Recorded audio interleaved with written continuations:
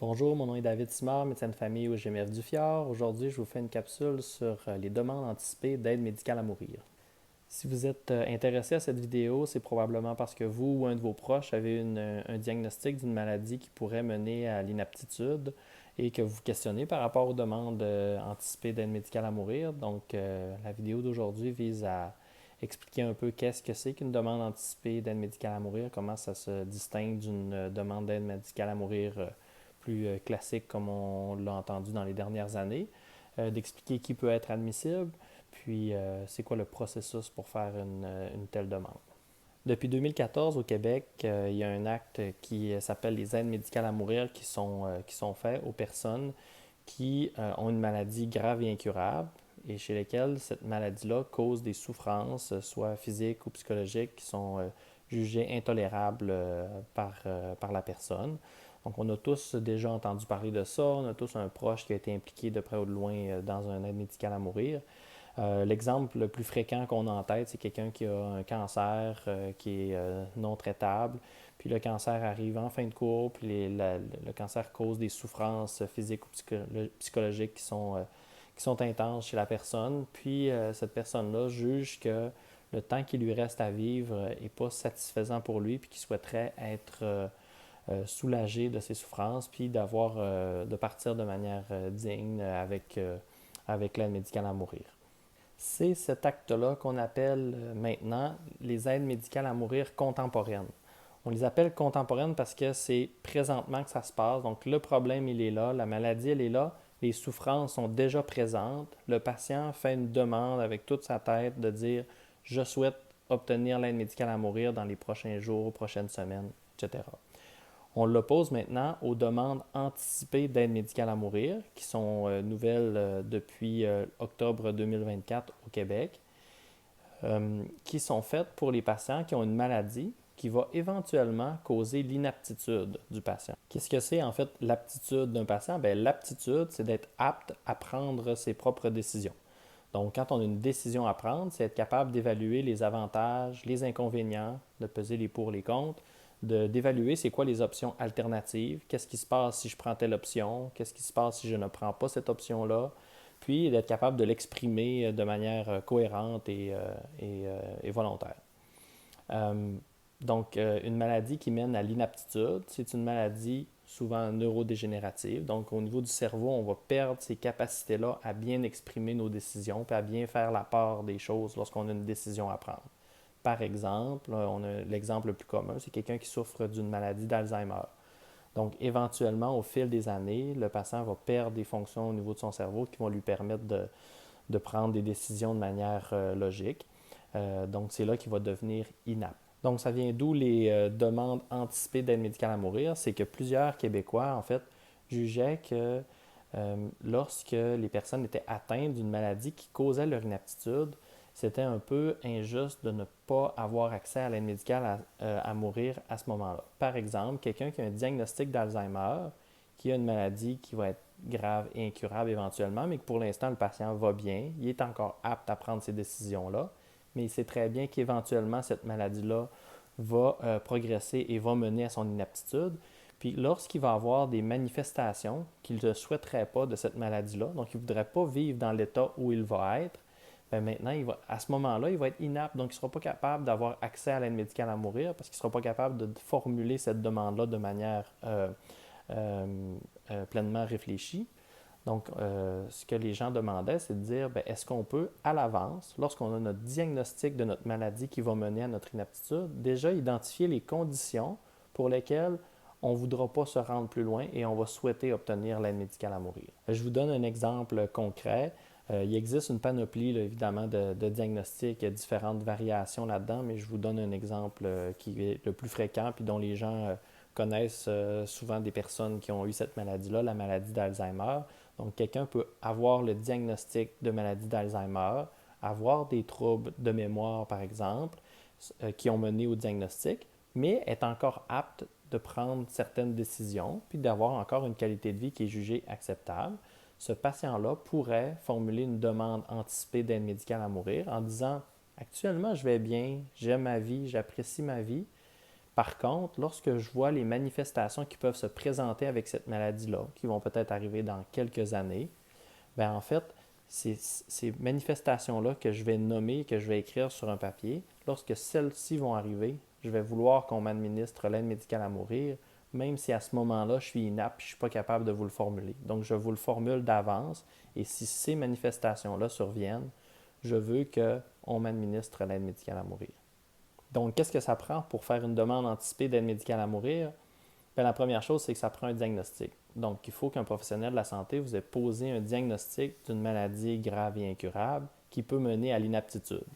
Donc, par exemple, les troubles neurocognitifs majeurs tels que l'Alzheimer, la démence à corps de Lewy, une démence frontotemporale, une maladie de Parkinson, c'est tous des diagnostics qui peuvent mener à l'inaptitude. Si on n'a pas le diagnostic d'établi, on ne peut pas dire des années à l'avance, bien, si un jour j'ai l'Alzheimer, je voudrais avoir l'aide médicale à mourir. On ne peut pas faire ça. Il faut avoir eu un diagnostic.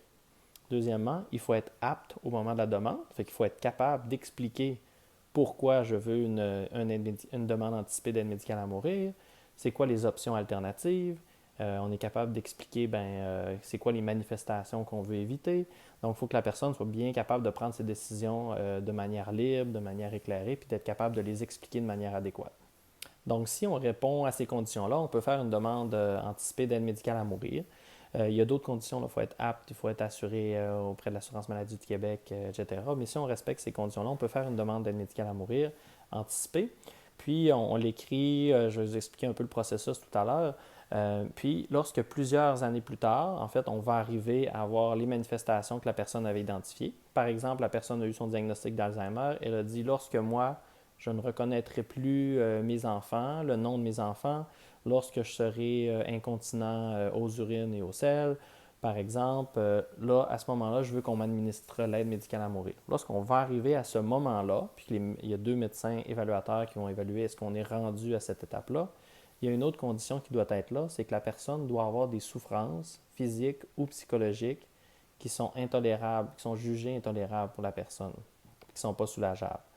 Donc, quelqu'un qui aurait les manifestations cliniques que la personne avait dit, cependant qui est totalement heureux, qui semble siffler ou chanter toute sa journée, qui n'a aucun signe de souffrance, ne pourrait pas l'avoir. Donc, on ne peut pas être assuré qu'on va la recevoir, l'aide médicale à mourir, lorsque les manifestations vont survenir, parce qu'il doit y avoir souffrance. L'aide médicale à mourir, c'est pas un moyen de dire, j'arrête ma vie là parce que ça ne me tente plus. C'est vraiment un moyen d'éviter de souffrir, de soulager les souffrances d'une personne. Donc, si on répond aux critères et on est bien conscient de tout ça, puis on souhaite aller de l'avant avec une demande anticipée d'aide médicale à mourir, ça se fait en quelques étapes. Ça prend environ 3 rencontres avec notre professionnel, notre médecin ou notre infirmière praticienne spécialisée pour faire le tout. La première rencontre, en fait, ça vise à vous expliquer ce que je suis en train de vous expliquer là, puis à orienter votre réflexion. C'est quand la rencontre 1 et 2, vous devrez écrire sur papier ou réfléchir en fait à qu'est-ce que je crains de l'évolution de ma maladie, qu'est-ce qui sont les manifestations qui peuvent arriver avec ma maladie qui me font le plus peur, ou qu'est-ce qui fait que à ce moment-là, je souhaiterais obtenir l'aide médicale à mourir. Donc là, il y en a une panoplie. Ça dépend de la maladie, évidemment. Une maladie de Parkinson n'aura pas les mêmes manifestations cliniques qu'une maladie d'Alzheimer. Donc, il faut dire, c'est quoi les manifestations concrètes qui font qu'à ce moment-là, je vais vouloir que dans quelques années, mon professionnel de la santé, mes proches, déterminent qu'on est arrivé au moment où je souhaite l'aide médicale à mourir. Donc, c'est important de mettre du détail beaucoup. Puis aussi, de détailler, est-ce que ça en prend seulement qu'une ou est-ce que ça en prend plusieurs? Par exemple, si on dit, si la personne dit, lorsque je ferai des chutes, si je fais des chutes, par exemple, plus de 3 chutes par semaine, si je ne reconnais plus le nom de mes enfants, il faut dire quel enfant. On ne peut pas juste dire, lorsque je reconnaîtrai plus mes proches. Il va falloir dire, c'est qui mes proches? Là? Est-ce que c'est tel enfant, lorsque je ne saurai plus son nom? Est-ce que ça prend les deux? Est-ce que ça prend si j'ai plus que 3 chutes par semaine et si je ne reconnais plus mes enfants ou c'est un ou l'autre? Est-ce que c'est si je ne suis plus capable de manger par moi-même, que je dois être dépendant de quelqu'un d'autre pour manger? Est-ce que ça doit être en addition de l'autre manifestation clinique? Donc, il faut juste faire l'inventaire des choses qu'on juge inacceptables ou intolérables pour nous. Puis l'indiquer comme il faut. Ensuite, c'est important aussi de déterminer qu'est-ce qui peut être une souffrance jugée intolérable au niveau psychologique pour nous. Est-ce que le fait de, par exemple, ne plus se soucier des interactions avec les autres, donc de plus réagir lorsque d'autres personnes viennent nous parler ou de plus participer aux activités, est-ce que pour moi, je considère que c'est une souffrance psychologique qui est suffisante? En fait, c'est ça, de détailler toutes ces choses-là, bien, ça permet, plusieurs années plus tard, aux personnes qui vont être là, bien, de bien comprendre qu'est-ce que vous auriez souhaité et qu'ils fassent la bonne chose pour vous.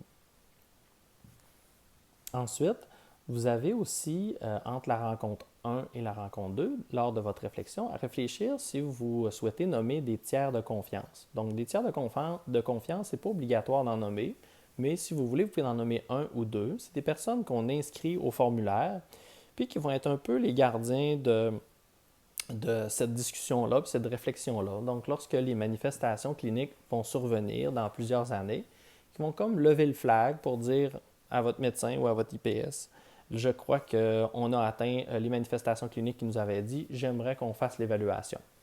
Le formulaire qu'on fait et qu'on remplit, là, il est dans un registre, donc il est accessible à tous. Fait que si les gens n'ont pas de tiers de confiance, bien, les professionnels de la santé vont quand même être à l'affût de ça, ils vont pouvoir aller vérifier là-dedans. Mais d'avoir un ou deux tiers de confiance, bien, ça fait bien, puisque c'est comme des porteurs du dossier de se dire hey, je crois qu'on est rendu là, puis j'aimerais prendre contact avec un professionnel de la santé pour qu'on évalue si on est rendu à l'état où la personne disait que c'était sa limite à elle.